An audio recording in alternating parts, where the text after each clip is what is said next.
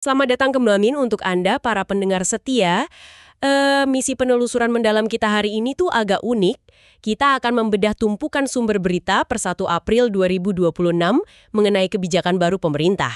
Betul. Soal aturan wajib WFH atau kerja dari rumah 1 hari dalam seminggu, ya kan? Ya, benar banget. Kebijakan ini resmi wajib bagi ASN tiap hari Jumat dan menjadi imbauan kuat juga buat sektor swasta dan BUMN. Mari kita urai ini. Maksud saya, bagaimana bisa konflik geopolitik di Timur Tengah tiba-tiba menentukan apakah Anda harus pergi ke kantor atau tetap bekerja dari rumah dengan piyama di hari Jumat? Nah, kalau dibaca sekilas, narasinya emang terdengar seperti kemenangan besar buat para pendukung work-life balance. Tapi kalau kita bedah lagi dokumen kebijakannya, akar masalahnya tuh sama sekali nggak ada hubungannya dengan kesejahteraan karyawan. Tunggu, jadi bukan buat bikin pekerja lebih bahagia? Sayangnya bukan. Ini murni reaksi atas lonjakan harga minyak dunia akibat memanasnya konflik Timur Tengah. Target utamanya sangat spesifik, yaitu menghemat 20% konsumsi BBM nasional kita. Oh wow, jadi ini ibarat menempatkan APBN kita dalam program diet ketat tapi dengan cara mengunci mobil kita di garasi. Analogi yang sangat pas. Bayangkan, jutaan komuter nggak menyalakan kendaraan mereka di hari Jumat. Artinya, ada jutaan liter bahan bakar bersubsidi yang batal dibakar di tengah kemacetan. Dan uangnya balik ke negara. Iya, potensi penghematannya itu luar biasa besar. Sekitar 6,2 triliun rupiah buat kompensasi BBM di APBN bisa diselamatkan. Wah, triliunan rupiah. Iya, belum lagi masyarakat sendiri diproyeksikan bisa menghemat pengeluaran BBM mereka sampai 9 triliun rupiah secara kolektif. Oke, saya paham mekanismenya sekarang. Tapi jujur aja, ini bikin saya mikir, apakah ini benar-benar transformasi budaya kerja menuju era digital yang selama ini digembar-gemborkan, atau sekedar plester darurat untuk menutupi krisis harga minyak? Kalau dari data yang kita punya, ini jelas lahir dari tekanan finansial darurat.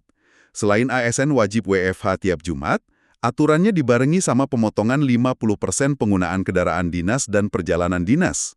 Nah, terus untuk sektor swasta gimana prakteknya? Swasta diimbau mengatur 1 hari WFH tanpa mengurangi gaji atau cuti tahunan. Tapi dan ini celah yang penting, ada pengecualian yang sangat ketat. Sektor kesehatan, transportasi, retail, sampai pabrik yang butuh operator fisik, itu wajib beroperasi normal. Berarti ini tuh seperti operasi bedah presisi ya, bukan lockdown total kayak zaman pandemi dulu? Bener banget. Mesin utamanya tetap menyala, tapi putarannya sedikit disesuaikan. Tapi bukankah ini bisa memicu masalah baru? Maksud saya kecemburuan sosial antara pekerja kantoran yang nyaman di rumah dengan pekerja lapangan yang harus tetap bertarung dengan kemacetan panas-panasan? Dinamika sosial itu emang gak bisa dihindari ya. Fleksibilitas kerja sekarang jadi semacam kemewahan yang gak terdistribusi merata. Dan demarkasi antara pekerja esensial dan pekerja kantoran ini pada akhirnya langsung menghantam denyut nadi sektor lain.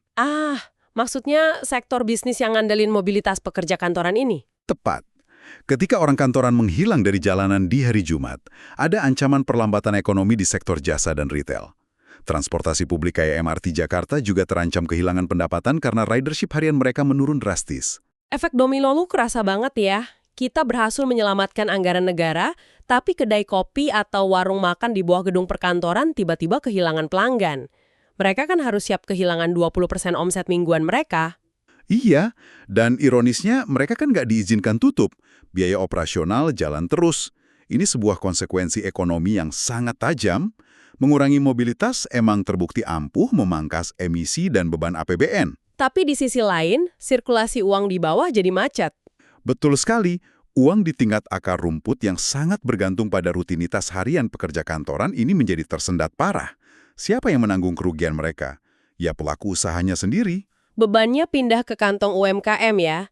Nah, bagi Anda para pendengar, penyesuaian jadwal ini tentu akan memengaruhi ritme kerja, produktivitas, dan pastinya isi dompet Anda secara pribadi. Pasti, entah itu dari sisa uang bensin yang utuh di akhir minggu, atau justru berkurangnya pemasukan kalau Anda mengelola usaha di kawasan bisnis. Benar banget.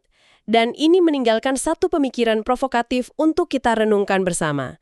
Jika pemerintah bisa memaksa akselerasi kerja digital berskala nasional hanya dalam semalam demi menyelamatkan triliunan rupiah uang BBM, perubahan besar apa lagi yang sebenarnya mampu kita wujudkan sebagai masyarakat jika taruhan finansialnya cukup tinggi? Pikirkan hal ini saat Anda menikmati hari WFH Anda nanti.